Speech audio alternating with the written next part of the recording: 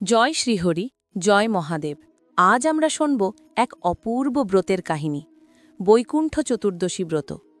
কার্তিক মাসের শুক্লপক্ষের চতুর্দশী তিথিতে এই ব্রত পালিত হয়। এই দিনটি এমন এক দিবস যেদিন শ্রীবিষ্ণু ও শিব একসাথে পূজিত হন। শাস্ত্রে বলা হয়েছে, শিব বিষ্ণু ভেদ নাই, উভয়ে পরমতত্ত্ব। এই ব্রত পালনে পাপক্ষয় হয়, মুক্তিলাভ হয়, আর জীবনে আসে শান্তি ও ভক্তি। ব্রতের ঐতিহ্য ও তিথির মাহাত্ম্য। কার্তিক মাসের সূর্যোদয়ের দিন থেকে ভক্তরা শুদ্ধ আহার, গঙ্গা স্নান ও দান ধানে মনোনিবেশ করেন। চতুর্দশী তিথি এলে বিশেষ করে ভোরে উঠে গঙ্গা বা যে কোনো পবিত্র জলে স্নান করে ওং নমো নারায়ণায় ও ওং নমঃ শিবায় জপ করতে হয়। এই দিনকে বিষ্ণু শিব মিলন তিথি বলেও বলা হয়, কারণ আজকের দিনেই ভগবান শিব ও বিষ্ণু একত্র সাধনায় মিলিত হন। অতীতের এক সময় বারাণসী নামে এক পবিত্র নগরে বিতরিত নামে এক ব্রাহ্মণ বাস করতেন। তিনি ছিলেন অসাধারণ ভক্ত, তবে কেবল বিষ্ণুর উপাসনা করতেন। প্রতিদিন ভোরে উঠে শ্রী বিষ্ণুর নাম জপ করতেন, তুলসী পাতা দিয়ে পূজা করতেন, কিন্তু শিবের প্রতি তার অনীহা ছিল।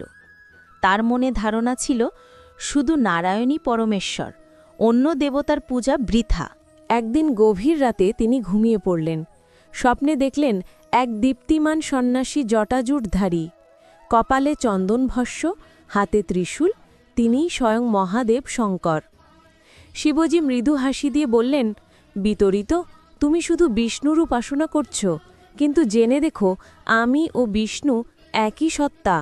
বিষ্ণুর আরাধনা করলে শিবকে, শিবের আরাধনা করলে বিষ্ণুকে পাওয়া যায়। ভেদবুদ্ধি পোষণ করো না, তা না হলে তোমার পূজা অসম্পূর্ণ রয়ে যাবে। ব্রাহ্মণ বিস্মিত ও ভীত হলেন। সকালে জেগে উঠে তিনি অনুতপ্ত হলেন। তিনি ভাবলেন, আমি এতদিন বড় ভুল করেছি। শিব ও বিষ্ণু তো একই তত্ত্ব। তাই পরের বছর কার্তিক মাসে চতুর্দশী তিথিতে ব্রাহ্মণ সিদ্ধান্ত নিলেন, আজ থেকে শিব ও বিষ্ণু উভয়ের পূজা একসাথে করবেন। তিনি নদীতে স্নান করে শুদ্ধ বস্ত্র পরিধান করলেন। পূর্ব দিকে মুখ করে বসে প্রথমে শ্রীবিষ্ণুর পূজা করলেন। তিনি তুলসী পাতা, চন্দন, ফুল, ফল ও প্রদীপ নিবেদন করে বললেন, ওং নমো নারায়ণায়। হে পরমেশ্বর, তুমি সর্বভূত হৃদয়, আমাকে ভক্তি দাও। এরপর তিনি শিবলিঙ্গ স্থাপন করে মহাদেবের পূজা করলেন।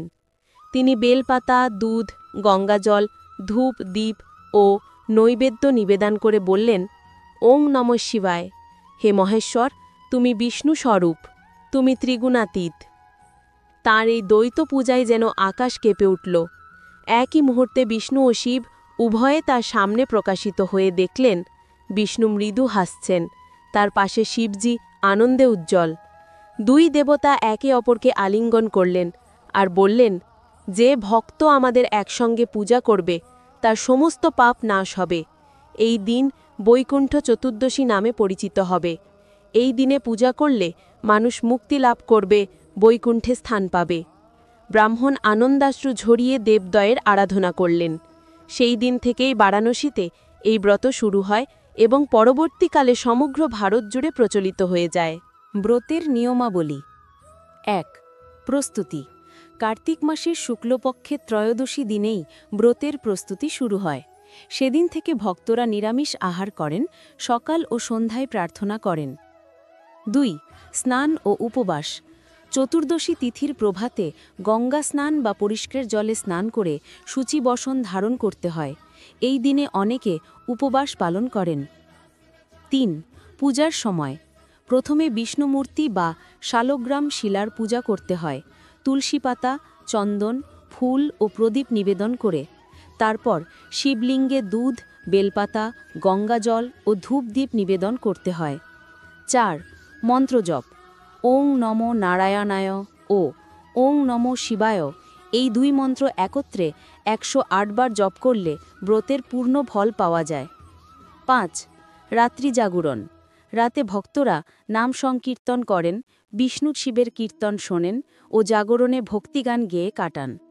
শাস্ত্রে বলা আছে, যে ব্যক্তি বৈকুণ্ঠ চতুর্দশী তিথিতে শিব ও বিষ্ণুর পূজা করে সে 10 জন্মের পাপ থেকে মুক্ত হয়। এই ব্রতের ফলস্বরূপ অশান্ত সংসারে শান্তি আসে, দীর্ঘজীবন ও সুস্বাস্থ্য লাভ হয়, মৃত আত্মা বৈকুণ্ঠে গমন করে, পারিবারিক বন্ধনে ভালোবাসা ও ঐক্য বৃদ্ধি পায়, মানসিক অশুদ্ধতা, অহংকার, দেশ সব দূর হয়।